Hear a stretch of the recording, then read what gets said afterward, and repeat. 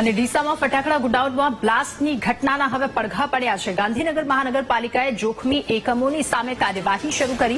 જોખમી એકમોને મહાનગરપાલિકાએ નોટિસ ફટકારી. તપાસ કરતા 27 અતિ જોખમી એકમો સામે આવ્યા છે. જરૂર પડીએ તંત્ર ડિમોલિશન કરવાની કામગીરી પણ તેમના પર કરશે.